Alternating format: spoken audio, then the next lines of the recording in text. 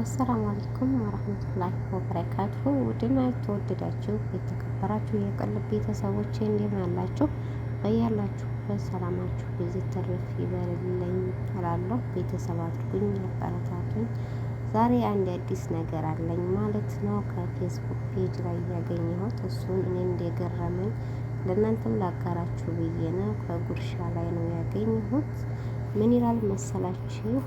ከ27 ዓመት ኮማ በኋላ የነቃችው የኢሚሬት ዜግነት ያላት እናት ሙኒራ አብደላ ይላል ማለት ነው።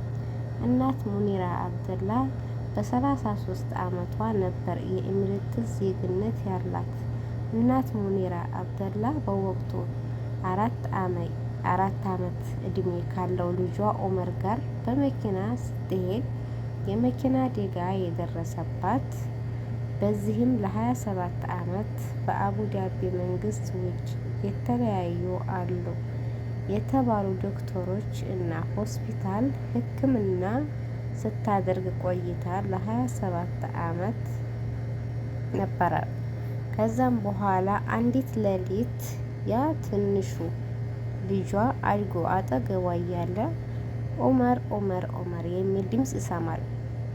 ያን ድምፅ ሲሰማ ስሙን ማን እንደሚጠራው ደንግጦ ሐኪሞቹን የጠራው ኦመር እናቱ ሙኒራ ነበረች።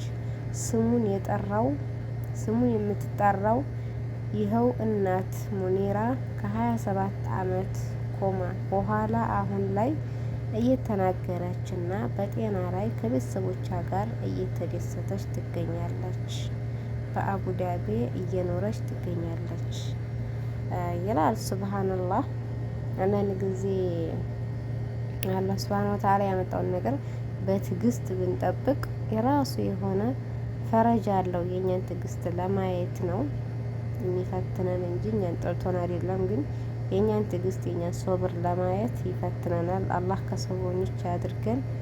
አልሐምዱሊላህ ረብል ዓለሚን። በስተመጨረሻም ከቤተሰቦቿ ጋር ከልጆቿ ጋር እንደዚህ ሆና በመደሰቷ ያው መቼም ሱብሃንአላህ አላህ ውጪ ያላትን ነፍስ ማንም አያስጥላትም፣ አትወጭም ያላትን ነፍስ ደግሞ ማንም አያስወጣትም። እና ሱብሃንአላህ ደስ የሚል ገጠመኝ ነው።